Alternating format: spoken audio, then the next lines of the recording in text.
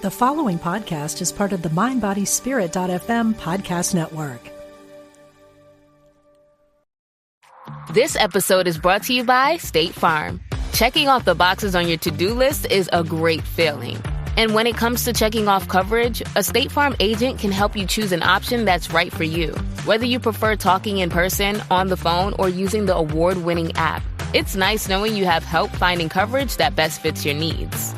Like a good neighbor, State Farm is there. At Sierra, discover top workout gear at incredible prices, which might lead to another discovery. Your headphones haven't been connected this whole time.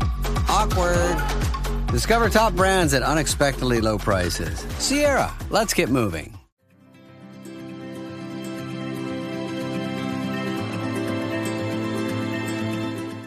Welcome to our award-winning podcast, Mental Health, Hope, and Recovery.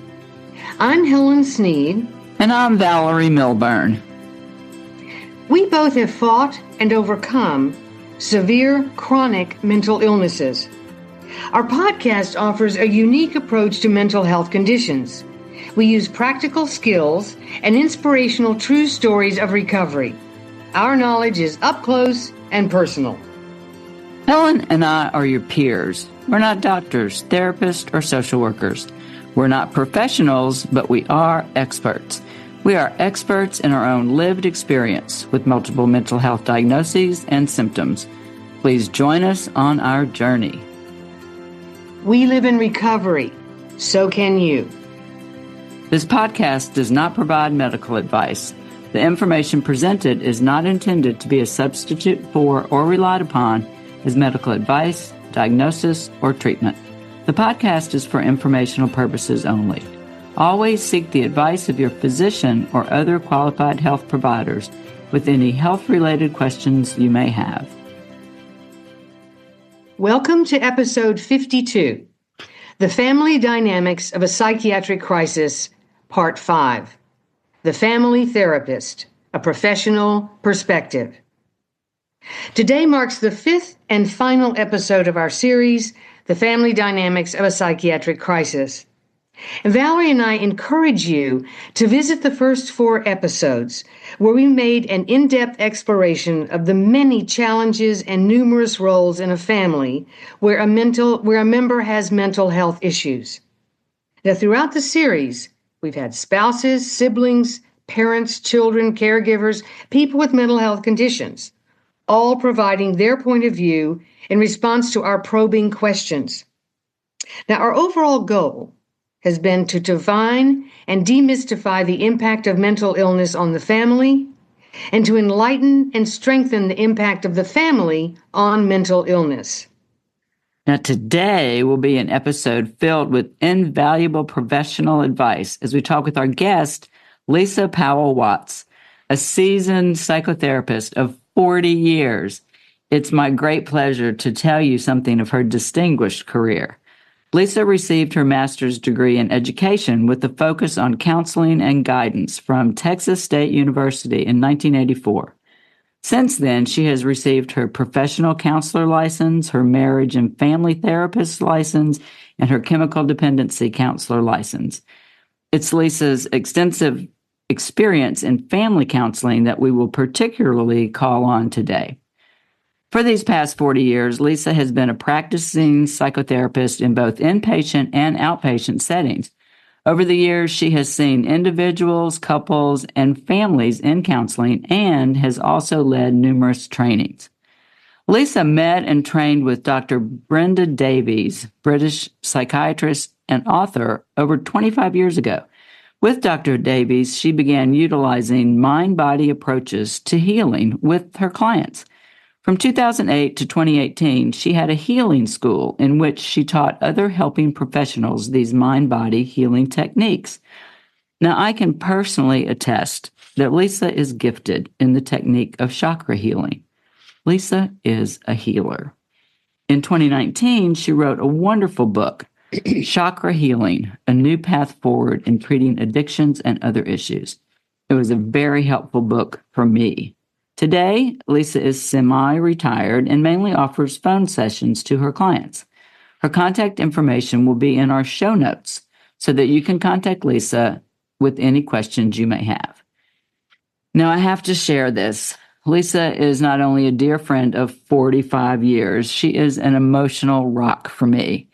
And with our friend Kelly, Lisa is the third side of a triangle that makes up one of the most meaningful relationships in my life. Lisa, thank you for being with us today. Thank you for having me. I'm really excited about sharing what I know about family therapy and just feel so honored to get to be a part of this. Well, we're happy you're here, and let's just jump right in. Well, what drew you to a family practice? Well, I had started working on my master's degree in counseling, and this was back in the 80s. And my class had the opportunity to see Dr. Virginia Satir, and she was one of the pioneers in family therapy. And so when I saw her, it was just one of those magical moments. Her whole approach was about building the nurturing family, how to build a nurturing family. And I was just hooked after I saw Virginia Satir. And it wasn't long after that people like John Bradshaw, Pia Mellody, those therapists and authors were talking about the roles and the rules of addicted families. And I came from an alcoholic family, so I really resonated with what they said about the roles in those families and how they get affected by the members' alcoholism or addiction. So I've just always integrated, trying to get in as many members of the family as I can when I'm working with an individual. Well, I think we want to hear more about that as our conversation goes on. But I'm going to start with a quote that I'm sure you've heard, but that is one of my favorites. And it's from Leo Tolstoy. He said, "All happy families are alike.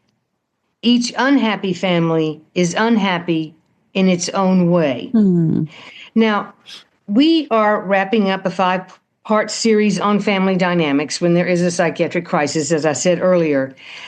Lisa, if you could pinpoint a couple of things that are imperative to healthy family dynamics during such times, what would they be? Okay, there's so many parts to this, but the two main ones I would say is for the family members to have open communication. To talk about it is just so important. So many times family members will isolate, and I've heard y'all talk about the stigma with addiction, and it just kills me that that's still prevalent in some areas, but it is. And so a lot of times family members will not reach out to other people or talk to each other about it. I think they feel so helpless in making a change with the person that is struggling with a mental illness. But the open communication, the talking to each other. And then the second thing I would say is reaching out for help. Yes. Reading all that you can about it, finding some professionals that you feel comfortable with, seeing. Those are probably the two most important things, the communication, the talking to each other, and finding some good help and support. I'm so glad to hear you say that, because Helen and I really hammer on that isolation is so deadly, and that education and help are just imperative. So glad those are things that you find important as well. And in the role of families, we have a question that Helen and I have kicked this around too. Have you found that the family dynamic inevitably plays a definitive role in a family member developing a mental health condition?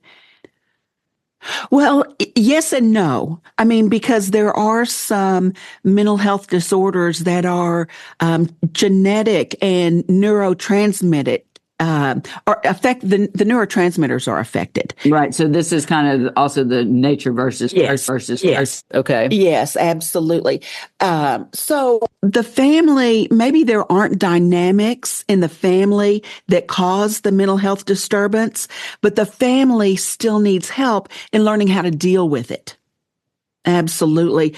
Sometimes, and sometimes there are disorders that, a lot of times, that skip a generation. So if a child, a teenager, maybe develops a thought disorder, one of the forms of schizophrenia, well, if mom or dad cannot relate to that because neither one had a thought disorder, one of them may remember that one of their parents did or an uncle did. It just skipped a generation. Addiction does that a lot. It will, maybe mom or dad don't become addicted, but maybe a grandparent had it and it skipped a generation, and then one of the children inherits that genetic component. So, it's funny. It's interesting because sometimes families will want to spend a lot of time in trying to figure out. And sometimes it's about to put blame on where these disorders come from. So it's interesting, and we'll talk about that. But really, the thing that is most salient is how to treat it and how to support everybody in the family. Yeah, that's a tall order, I think. Yes. I do remember Candy, as you know far better than we do. Yeah, I do remember once my mom saying, "I wonder where you got this." Yeah, it's like, oh, I'm not going there with you, but. Yeah, because this really does lead to the next question, which is, Lisa, as you know, in many therapeutic approaches over many, many years, the family is blamed for making the person sick. Now, what has your own experience taught you, and can you promote understanding rather than blame? Is that possible? Absolutely. Sometimes I felt like a detective. A kind detective, kind, caring detective with the family, because I want to understand and I don't want to judge, and I am not the expert on their family. They are. And so I ask questions for them to teach me about their family. And it's kind of like we're in this together. And so I try to join with the family by not judging them and not acting like I think I know more than them, because I really don't. They're teaching me. So I hope that I'm promoting understanding as opposed to blaming them. It's when Valerie was saying a while ago, when her mother was saying, wonder where you got this. I notice with families and with individuals too, you can ask a question that will shut them down and you won't get any further. So you don't want to blame. You don't want to be judgmental. I'm always saying with the families I see, the thing that I start off with a lot is, I wonder, I'm wondering if blah, blah, blah. And I ask a question because I don't know. And I want them to help me understand. I don't want to go in like I think I'm the expert, because I'll lose them every time. Yeah. And I want to keep them engaged. And I do want to understand them. Well, that's the communication that you're very good at. And we want to go back to what you said earlier about communication being, the foundation of helping your family member heal. And so how do you counsel a family with communication issues and poor communication skills? Can they learn a common language? Absolutely. Absolutely, they can. And, communication is not something that we're taught a lot of times. Mm-hmm. So we don't know how to do it well. And so I hope that I model that for them. All I know is it was very helpful in my graduate program to learn active listening. Mm. So when they are talking, the first thing that I'm thinking is not how I'm going to respond. I want to elicit more information from them. I'm into what they're saying. And like I said, I'm kind of a detective. I feel like a detective. So I've got some questions. I want them to explain. The most important thing at that moment to me is what they're saying to me, not what I have to respond to them, but what they're saying to me. So I hope I model active listening and staying with them. And, sometimes in the beginning with a high conflict family, you have to kind of lay out rules. No, try not to interrupt. No yelling, keeping it calm in the session. And, most of the times they can do that. Sometimes things get heated. And when the energy picks up like that and it gets heated, I get very calm. I get very calm. I learned that in my family. Someone has to be. To bring the energy down, to bring the reactivity down a little bit. Yeah. Well, this kind of leads to my next question, which is boundaries, which we all know are so important in all kinds of relationships. But for families, are there boundaries you recommend for family members to maintain for their own well-being while supporting their loved one? Oh, absolutely. And Helen, that's so true. Boundaries are so super, super important. That's one of the things that we'll talk about as I'm working with a family. And boundaries are important whether there's been a huge psychiatric crisis or just in regular family therapy, in that the individual self-care of each of the members is very, very important. And I try to teach them, what I'm learning now about what we feel in our bodies. We can feel in our bodies when somebody has transgressed our boundaries. And when they feel, I try to teach them when they feel that, that's the time to say something, and say something very kind. Because a lot of times boundaries are stepped over and the person doing the stepping over didn't realize they did that. Mm-hmm. So they kind of need to be educated, that I don't want to talk about an example. I don't want to talk about that right now, or let's revisit that another time. Or if you're being asked to do something over what you feel comfortable doing, that you say, no, I don't feel comfortable doing that. But that it takes really good self-knowledge and being in touch with your body to know if you can do that or not. Now, if you say yes, and you do something against your boundaries, that feels awful. That feels awful. So you need to, honor that. Yeah, I had to learn to do that. And I finally learned that I can say, this is a lot.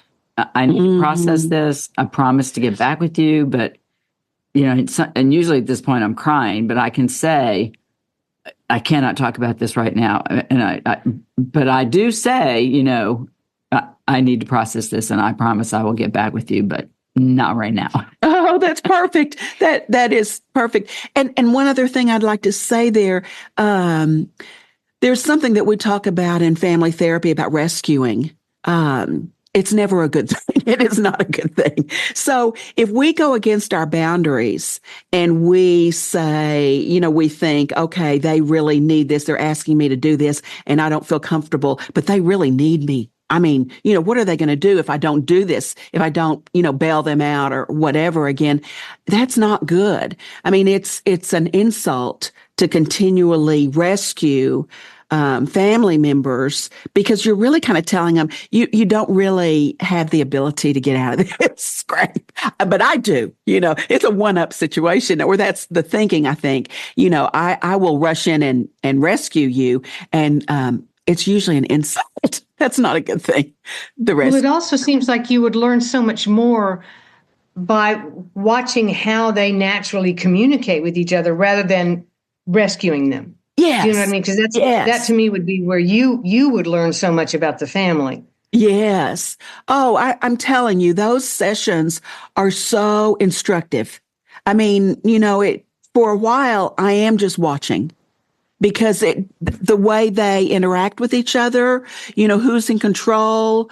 Sometimes people are in control in a strong, an overpowering way. And sometimes there will be a family member that controls by silence, by not saying anything, and if you want the truth of what's going on in a family, you bring in the teenagers because they're the truth tellers, and I think it's interesting, too, the other thing I've learned about kind of these invisible cords or connections that family members have. A lot of times family members, parents will try to protect kids. Say there's an affair going on. They'll say the kids don't know about it, and they'll try to protect kids. The kids always know something's going on. They may not know exactly what, but they know something is going on. So learning how to be honest in a developmentally correct way with what they can handle is really important. My kids said I communicated a lot in silence, and they called it the power of the raised eyebrow. Right. Oh, gosh. Yeah. So by all the watching and calmness and learning, what helps you determine that real progress is being made within the family? Are there signposts along the way? Yes, absolutely. Usually they're good about coming to all their appointments. They're taking advantage of all the help. So they'll come to their appointments and they come in and they work. It's in the beginning, sometimes there's a lot of work on my part. You're establishing boundaries in the session, being on time, paying your bill, all that kind of stuff. But after a while, when they're really engaged, I say it's kind of easy. It flows. They're engaged. They're motivated. They're committed. And so they come in ready to work. And one of the things that I so love this, and I think the AA and NA program is so wonderful about this, how people in recovery from addiction, learn themselves so well. They have to know what their triggers are to keep from relapsing. So in mental health, when I have a client come in and instead of saying, this is what they did to me, talking about another family member, when they come in and they say, this is what I did, this is how I feel, this is what I did, this is what I said, and they take ownership. Whoa, that's such a wonderful sign. Then we're off to the races. And what I tell people too, and it's so important, and Valerie, you're such a good example of this, and Helen, I'm sure too, there is a point, in the very beginning of healing, it's kind of hard, there's resistance and you're working against years of, either blowing up or keeping everything in. But you go to enough sessions and there is a momentum that starts that never stops. It will go the rest of your life, and it will serve you later on when you're not in that therapist's office, when you are in a difficult situation. If you've had enough therapy and healing, those healthy things just kick in. And you don't need the therapist. It's all been internalized. And you know what to do when you're triggered. You know what triggers you. So that's what I'm always working for, is for the clients to come in and start right off the bat talking about themselves, not blaming. And also that they come long enough and are committed long enough that I can see that growth and healing in situations outside of the session, that it's taken on a life of its own, that they don't need the therapy so much, that they're doing it.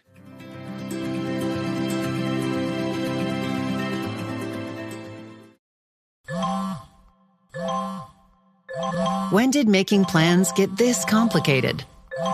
It's time to streamline with WhatsApp, the secure messaging app that brings the whole group together. Use polls to settle dinner plans. Send event invites and pin messages so no one forgets Mom's 60th. And never miss a meme or milestone. All protected with end-to-end encryption. It's time for WhatsApp. Message privately with everyone. Learn more at whatsapp.com. Routine. Adjective. Used to describe an individual whose spirit is unyielding, unconstrained, one who navigates life on their own terms, effortlessly. They do not always show up on time, but when they arrive, you notice. An individual confident in their contradictions. They know the rules, but behave as if they do not exist. Routine. The new fragrance by Miu Miu. Defined by you. Finally in your wellness era? Then you know gut health is gut wealth. And with 20 years of science behind it, Activia can help keep those good gut vibes going. Deliciously smooth and creamy, Activia probiotic yogurts and dailies have billions of live and active probiotics and help support gut health while you go about your day. Your gut is where it all begins, so start with Activia. Enjoying Activia twice a day for 2 weeks as part of a balanced diet and healthy lifestyle can help reduce the frequency of minor digestive discomfort. Well, I'm trying to that can sound, I'm sure it can seem so magical depending on the family and the situation, but I'm thinking of some families I know where I think, man, she'd have to wave a wand, but that's okay. Because something will work, right? It does take a while. It does. It can take a while, yes, to get to that point. Yeah. Yeah. Well, I find all of this so fascinating. Now, here's one that I think is really important, which is how can family members identify the line between being helpful and enabling unhealthy behaviors? Yeah. It seems like you could really step in the hornet's nest if you got into this kind of thing. Yes. On the one hand, it's about being in touch with yourself and your boundaries. So there is such a difference between being supportive and helping, but not rescuing and not going against your boundaries. And, there may be times that I loved something that Bernadette said when she was talking, Valerie's sister, when she was talking about, supporting Valerie during her crisis. Family members may be able to be there and be supportive and be there for the children when there's a crisis going on. But there may be something going on internally with them, and they just have to say, okay, I need to back away for a little bit. Not forever, but for a little bit, I need to back away and take care of my own mental health. And I'll be back. But I love that she said something to Malcolm about it too, that just a little heads up. There's some things going on with me. I want to be here for you and for the kids, but I need to just step away for a little bit. So let me jump in for a second. Also on that episode you're talking about that Bernadette was on, about the not doing for me what I could do for myself kind of thing, not rescuing. She said at some point she couldn't help me directly, but she could help me by taking care of the kids. She said at some point there was nothing she could directly do for me, that she couldn't rescue me. She had nothing. There was nothing.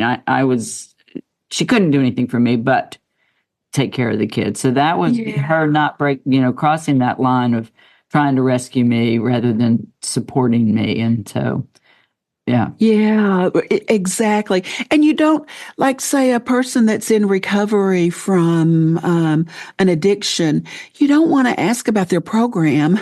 I know in the beginning there's a lot of fear about relapse and things like that, but their program is their program. And hopefully family members are going to Al-Anon or whatever. Their own self-care is very important. So you want to be careful not to get into that role of having kind of their police or whatever, to make sure they're doing recovery correctly or whatever. That's theirs really to do.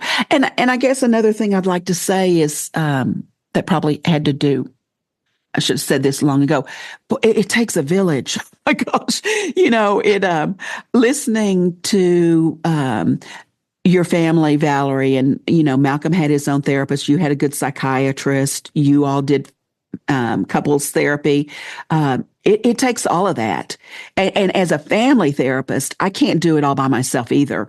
I have a network of psychiatrists and other therapists, and definitely the NAAA community and people that I know that are affiliated with NAMI.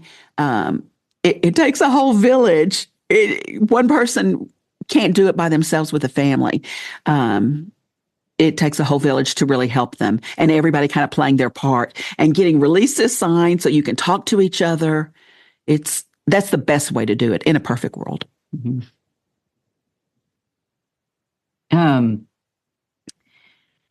Well, talking about bringing everybody in and taking a village, when you're working with an individual in therapy, what persuades you to bring in their village? What persuades you to bring in the family and involve the family in their therapy and their treatment? That's an interesting question, because it seems to me like you kind of have the mindset of a family systems therapist, or you don't. I will always prefer to bring in as many other family members as I can. And in my own therapy, when I was in therapy, my therapist, she'd get in any family members of mine that she could. My mother lived on the other side of Texas, and when my mother would come visit, my therapist would say, "You want to bring your mother in next week?" Yeah, I'll bring her in. So, and if things were going on with my husband, she'd be like, "Well, why don't you bring Craig in?" So, okay, yeah, I'll bring him in. And it was so beneficial. I guess that's another thing that influenced me, was her therapy with me. And it was interesting because she'd been working with me for a long time, but she was so kind and including when my mother and my husband would come in. And they didn't ever seem to feel like she and I had this special relationship and they were like outsiders. She was masterful at wondering, and being inclusive of everybody. So I like, especially if it's a young person, if it's late teens or early 20s, and a lot of times with a thought disorder, one of the maybe forms of schizophrenia or something like that, those young people don't usually come in on their own. They're usually in a crisis, and the family will bring them in. But there are young people that will have either one of the mood disorders, a form of anxiety or depression. They're having problems in college. And so they are usually coming in on their own. And right off the bat, I'll let them know one of the things that that I do is family therapy. And so I used to kind of almost have a rule that when I saw these young people, I like to bring the family in once every 4 to 6 weeks, something like that, because I've just seen too many young people find a good individual therapist and they grow and heal. But, our issues don't start in a vacuum. It's very good to include the family. And a lot of times the family feels like they're on the outside. And so this one member is getting all this work, and they really need to be included. So I'm a big proponent of that, and I tell them right off the bat, like I said, right off the bat, I'm also a family therapist and I'd like to see your family. And then we kind of go from there.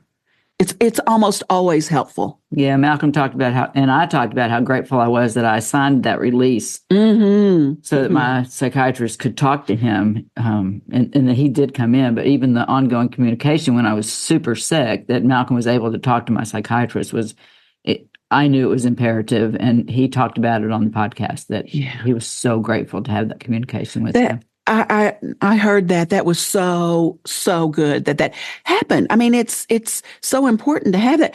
One other thing I'd like to say about that as a family therapist, if you have an acting out young person, they're late teens, early 20s, and it's not really a thought disorder, they don't have schizophrenia or anything like that, but they're acting out. Either they're just not doing well, they're not functioning well in their life. I mean, a lot of times they're expressing a symptom in the family. And so again, if you just work with them and you don't involve the family, you can help them in some ways. I mean, they can learn about communication and develop a trusting relationship with you, and that's good. But if that symptom in the family, if they take away that, if you don't help heal the family will replace it with something else. I mean, it's just imperative that you include as many members of the family as you can. Well, that's good to know. And I wonder how many people have the opportunity to actually do that. People in therapy that don't have you. Yeah. But here's a big one, and we like to get into the pragmatic side of things. But what skills, methods, pursuits, books, games, group activities can bring a family together promote understanding, and provide an area of stability in difficult, volatile relationships. Okay, let's see. Let's start with kind of family activities that could bring a family together. Especially if it is a family that is disengaged. As a family therapist, I look for either enmeshed families, they're not bonded because you want them to have a bond, but they feel each other's feelings too much. There's not much individual being. They're all kind of fused together. So there's that, or there's a disengaged family, and every man is out for himself. They're not joined enough. So I would say with some of those disengaged families, we'd start looking for family activities that they could do together, where they have just to be together, family movie night. Definitely that the parents are doing things together as a couple. There's a lot of different ways that you can do that. Are the parents involved in the kids' sports? What are some local activities that they can go do together as a family? Hiking, being out in nature. Sometimes families get so busy working and, they're just putting one foot in front of the other. They've got so much on their plate. Sometimes they don't think about some of these activities they could do. So, fun activities. Oh, I always look for the families that look like they have fun together, and that can be a little lighthearted.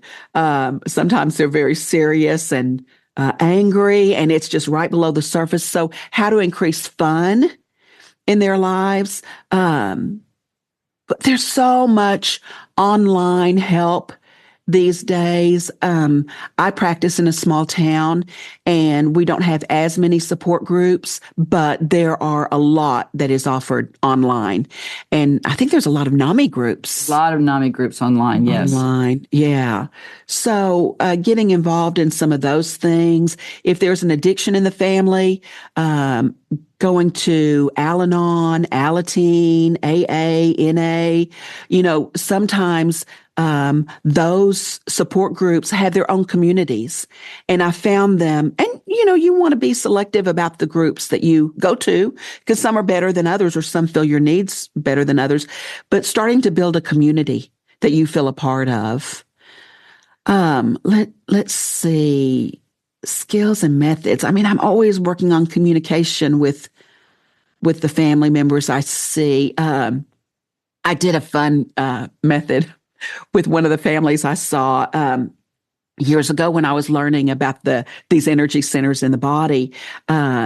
I had a mom and a dad, and they had 3 daughters. And I think it was the oldest daughter that was starting to have some problems. And they were real open to family therapy. So they came in, and the oldest daughter was, she was a pre-teenager. She was a little surly and a little separate from everybody.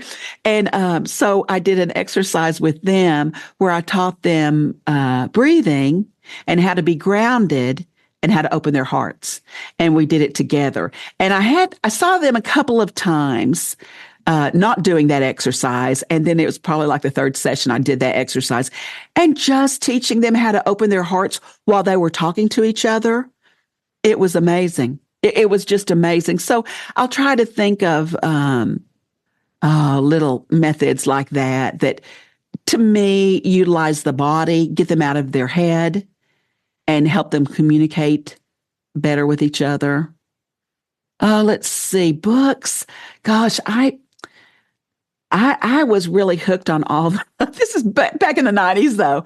Pia Melody and John Bradshaw. I loved all of the books about adult children of alcoholics, because my father died of alcoholism. And my oldest sister died of addiction. So all those roles and rules, I really resonated to all that. But there's a lot of new family therapists that they're so good. I heard of a new guy the other day, Gabor Mata. Oh, yeah. Yeah. Yes. Excellent. People really respond to him. The Brene Brown information is really great. Mm-hmm. And I would say too, with when family members come in and there is a need for a psychiatrist and medication, I'll point them to some of the online resources like the American Psychiatric Association. Mayo Clinic has some good information. Duke University has some good information. But to be very careful about that, I find that the hospitals and the research hospitals are the best place for information. Like, say, if they're wanting to know some of the characteristics of bipolar disorder or fentanyl addiction or whatever, be careful online. Don't just get it off of TikTok or wherever. Yeah. Go to one of the tried and true medical websites. Yeah, my doctor said these are the ones you can go to. Mm-hmm. These are the only ones you can go to, and the three you just gave are the ones he said. Yeah, and Harvard and the other major research universities, but those are the ones he gave, and Helen and I rely on those as well for our own research. Yeah. What else can you? What else can I add to that you'd like to know? Those were great. Can you think of any more? Yeah, I think that was really, really full of good advice and ways, again, for, it gets back to the communications question. I think is so important that a lot of these things I'm asking about, I think, can help foster better communications within the family and that kind of thing. So, let me add one other thing, because I think it was your guest, Rebecca, that said something about this that I thought was so excellent. When we're talking about communication, I always tell my clients it's going to feel uncomfortable, because for those people that kind of over-emote, that are very emotional, and maybe they get angry real quickly, I'm going to teach them how to pause. Not to emote. When they're triggered, how to pause their communication. And it is the opposite with my clients that hold everything in. I'm going to teach them to speak up, to let it come up and out. So it depends on the person about communication, but it's always uncomfortable. It doesn't feel like the natural thing, because the natural thing to do when they're triggered is to do what they've always done, which, I think that she was talking about learning how to pause when she was triggered. And I loved that, because for very emotionally reactive people, pausing is what they need to learn. Yeah. It's one of the things I read every morning. One of the lines: pause when agitated or doubtful and ask for the next right thought or action. I love that. Try to do that. Love that. I just want to throw in that NAMI's website is easy to remember. It's NAMI, NAMI.org, NAMI.org. And we always wrap up, which I hate to do. I hate to wrap this conversation up. My gosh. But we always wrap up our conversations with guests with a question about hope. And here's yours, Lisa. What possibilities and changes can occur within a family dynamic that give you hope? Oh, there's so much reason to have hope. That sometimes that's all you got. That's all you got is hope. When you see family members working on their healing, and you see them talking to each other in a way that they never did before, and you see changes in their lives. They're not just talking it, but you feel different with them. You hear differences in their stories. You see them taking responsibility. All that gives me hope. And I know, like I said, if I can help them get to a point in that trajectory where they won't go backwards. They just won't. If they do enough work, it's onward. It is onward. And this is what I was going to say to you, Valerie, and to Helen too. I love to look at families from the big picture. Because families are timeless. There's always been families, and any one member of a family, all it takes is one that has done their work to heal, changes the trajectory of a family for generations, And I love family therapy, because I like to kind of hear where, maybe where did the grandparents come from? What were the struggles they had? Because then it will make that person sitting in front of me, it makes much more sense to me and to them. But their healing causes a trajectory, and it makes it more healthy for all the future people in that family. It just gives me the chills. I mean, this work is, it never felt like a job to me. It always felt like a calling, and it's magical because you see people. Change is not easy, but it's so rewarding, and to be able to see that in front of your eyes. And I had to go through my own therapy and support groups, and I did all that because the family I came from, it helped me be a better therapist. But it's magical and wonderful, and there's a lot of hope for the future. The stigma is being taken away somewhat.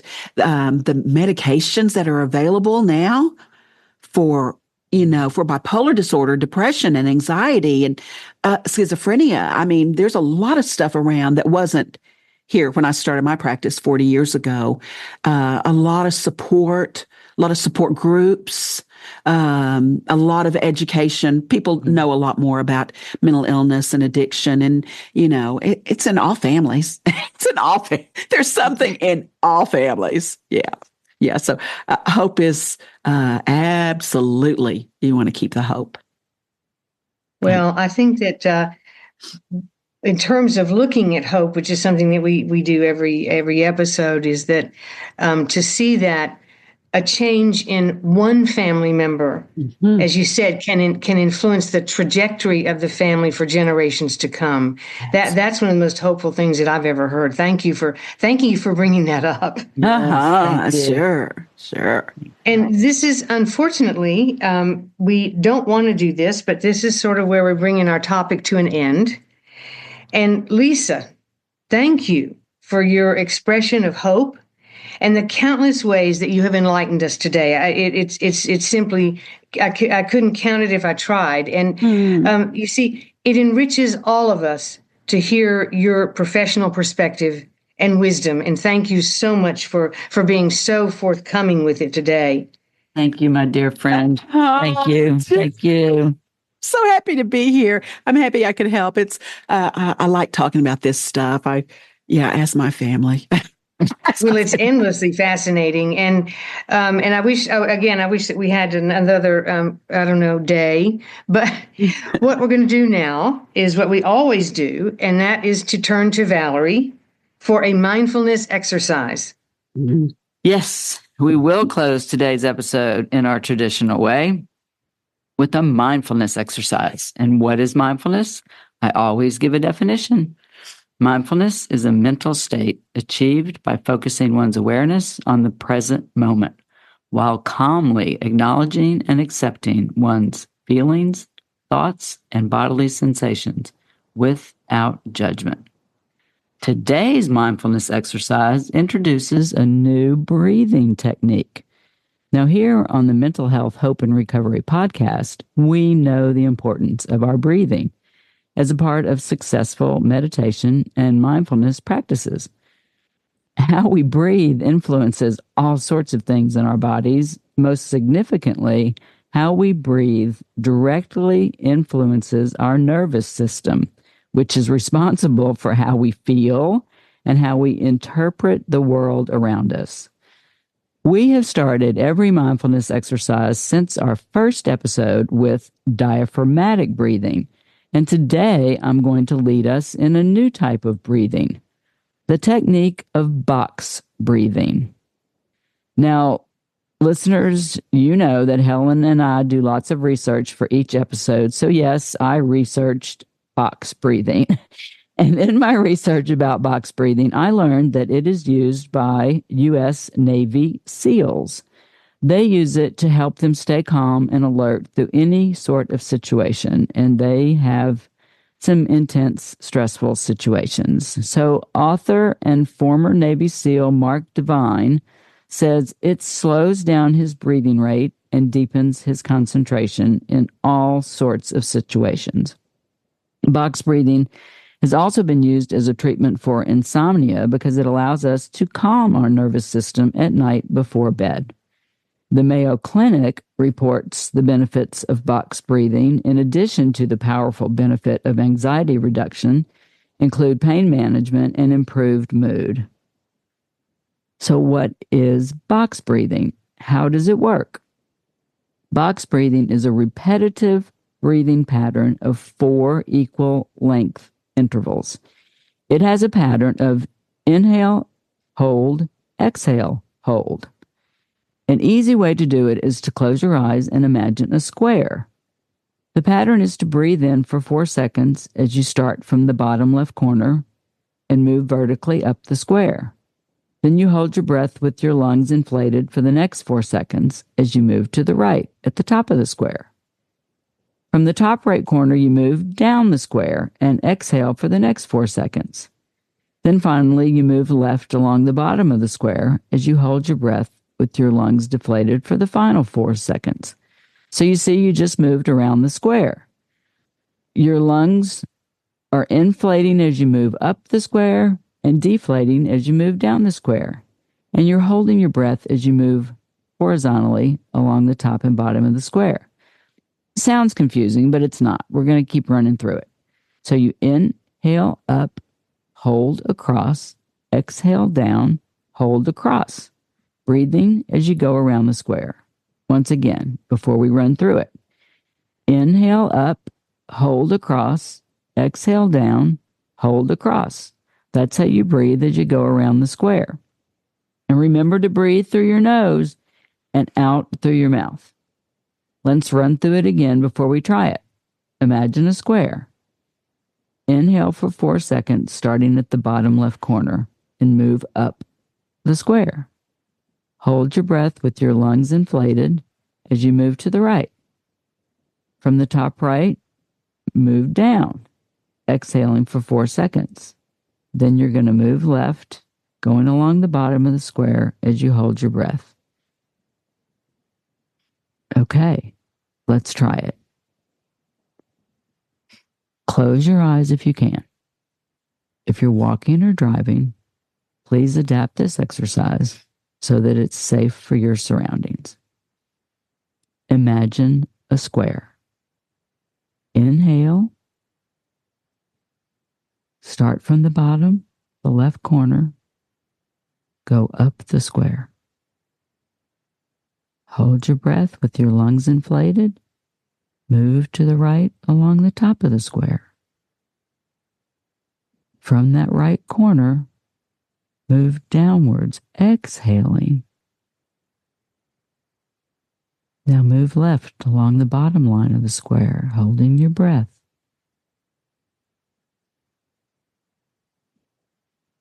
Let's do it again. Still imagining the square. Inhale up the left side of the square.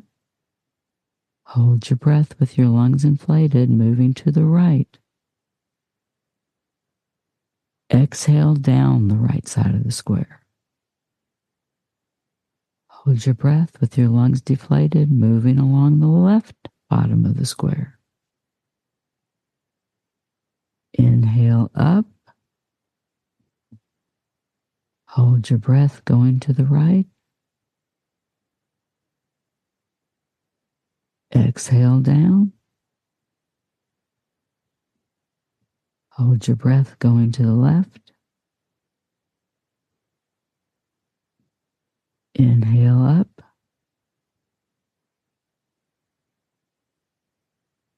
Hold your breath going to the right. Exhale down. Hold your breath going to the left.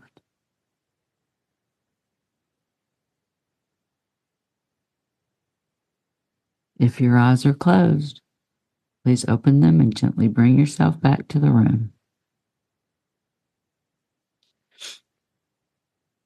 When you feel anxiety or stress rising in your body, remember there are things that can be done to calm down those areas of the brain.